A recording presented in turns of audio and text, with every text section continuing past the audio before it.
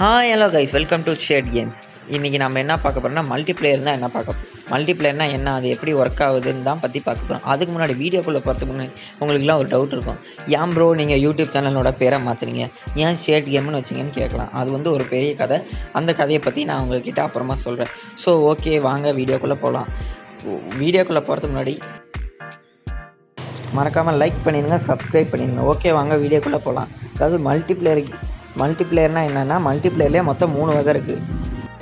First என்னென்னு பார்த்தீங்கன்னா online multiplayer, second one offline multiplayer, third one split screen multiplayer. So first ஒன்றை பார்க்கலாம், online multiplayer.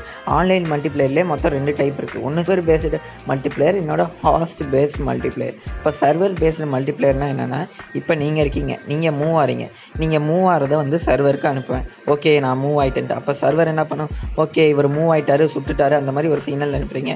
Okay இவர் move ஆகிட்டாரு, சுட்டுட்டாருன்னு சொல்கிற சிக்னலை வந்து மிச்ச பிளேயருக்குலாம் அனுப்பும். இதுதான் வந்து பார்த்திங்கன்னா சர்வர் பேஸ்டு மல்டிப்ளேயர். இப்போ ஹாஸ்ட் பேஸ்டுனா என்னதுன்னா, இப்போ வந்து நீங்கள் ஹாஸ்ட் பேஸ்க்கு ஒரு எக்ஸாம்பிள் எடுத்துக்கோங்க. நேசமணி வந்து தான், நேசமணிங்கிறது ஒருத்தர் இருக்கார். அதுக்கப்புறம் அவங்களோட அப்ரெண்டிஸ் 2 பேர் இருக்காங்க. ஒன்று அப்ரெண்டிஸ் 1, இன்னொன்று அப்ரெண்டிஸ் 2. இப்போ இதில் நேசமணி தான் ஹாஸ்ட். இப்போ அப்ரெண்டிஸ் 1 எடுத்துக்கோங்க. அப்ரெண்டிஸ் 1னா பிளேயர் 1 மூவ் ஆறாரு சுடுறான்னு வச்சுக்கோங்களேன். அது வந்து ஹோஸ்டான இவருக்கு நேசமணிக்கு போகும். ஸோ நேசமணி என்ன பண்ணுவார், அவர் வந்து ஓகே இவன் மூவ் ஆகிட்டான்னு சொல்லிட்டு அப்ரெண்டிஸுக்கு வந்து அப்ரெண்டிஸ் 2க்கு வந்து அனுப்புவார்.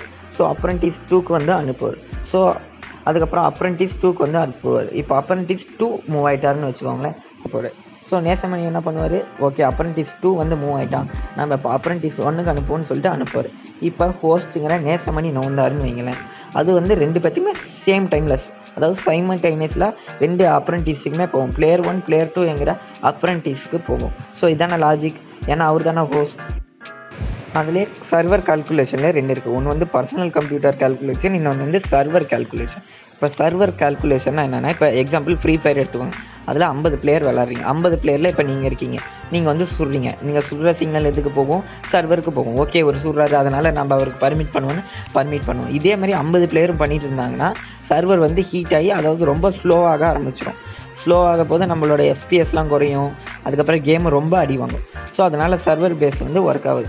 அதுவே கம்ப்யூட்டர் பேஸ்னு ஒன்று இருக்குது. அதாவது கம்ப்யூட்டர் பேஸ்னால் நீங்கள் மூவ் ஆகிறது தனக்கு தானே அந்த கம்ப்யூட்டருக்கே வந்து இதாகிக்கும். ஸோ நீங்கள் டக்குன்னு மூவ் ஆகலாம், இது பண்ணலாம். பட் ஆனால் அதில் ஒரு ப்ராப்ளம் இருக்குது. நீங்கள் பர்சனல் கம்ப்யூட்டரில் யூஸ் பண்ண போது பர்சனல் கம்ப்யூட்டருக்கும் சர்வருக்கும் போகிறதுக்கு நடுவில் ஹேக்கர் ஒருத்தன் வந்துடுவான். குறுக்கால இருந்தால் கௌசிக்கு வந்த மாதிரி ஹேக்கர் வந்துடுவான். ஸோ ஹேக்கர் வந்தோன்னே என்ன பண்ணுவோம், இப்போ நீங்கள் ஒரு பொசிஷனில் இருக்கீங்க, சுடுறீங்க, அன்லிமிட்டட் ஹெல்த்து, புல்லட்டு, ரீலோட் ஸ்பீடை கம்மி பண்ணுறது, வேகப்படுத்துறது, அந்த மாதிரி பண்ண போது நடுவில் அந்த இதை கொஞ்சம் ஒரு லைட்டாக ஒரு பாயிண்ட்டாக மிஸ் பண்ணால் கூட மூவ் ஆனால் கூட இது பண்ணிடும். ஸோ அதனால் சில பெரிய கம்பெனி லைக் ஃப்ரீ ஃபயர் அந்த மாதிரி எடுத்துப்பாங்க. பெரிய கம்பெனிலாம் என்ன பண்ணுவாங்கன்னா ஆன்டி சீட்டுன்னு ஒரு இதை வச்சுப்பாங்க.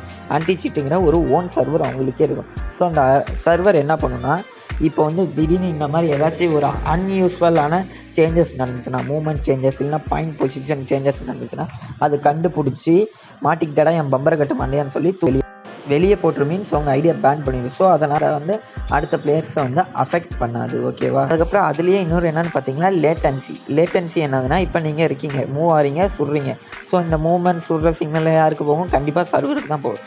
ஸோ சர்வருக்கு போயிட்டு வந்துட்டு உங்களுக்கு அலோவ் பண்ணதுக்கு கண்டிப்பாக டைம் டிலே நடக்கும். டைம் டிலே எவ்வளோ நேரம் நடக்கும், கண்டிப்பாக மில்லி செகண்ட் தான். 10 to 100 மில்லி செகண்ட் வந்து கண்டிப்பாக அந்த டைம் டிலே ஏற்படும். ஸோ இப்போ டைம் டிலே ஏற்படுறதுனால என்ன ப்ரோ ஆக போகுதுன்னு கேட்டிங்கன்னா, இப்போ நீங்கள் இருக்கீங்க, உங்ககிட்ட கொஞ்சம் நெட்டு கம்மியாக இருக்குது, பட் ஆனால் இன்னொரு நைபர், அதாவது எனிமிக்கு வந்து நெட் வந்து அதிகமாக இருக்கும். ஸோ என்னாகும், உங்களுக்கோட அவருக்கு தான் வந்து நெட் ஆக்சிஸ் வந்து அதிகமாக இருக்கும். ஸோ உங்களோட அவரோட பர்ஃபார்மன்ஸ் தான் சர்வர் டக்குன்னு போய் உங்களை சுடும். ஸோ அதில் ப்ராப்ளமே. இப்போ சிஓசி எடுத்துக்கோங்களேன், நீங்களே நிறைய ஹேக்கட் வீடியோஸ் பார்க்கலாம்.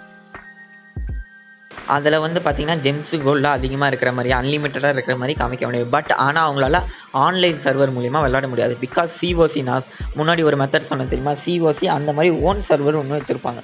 ஸோ அந்த ஓன் சர்வர் என்ன பண்ணும், ஓகே இவன் இந்த மாதிரி இருக்கான், இவனை இது பண்ணக்கூடாதுன்னா அவங்களால வேறு அவங்களோட சர்வரில் மட்டும்தான் விளையாட முடியும், ஆன்லைன் சர்வரில் அவங்களால ப்ளே பண்ண முடியாது.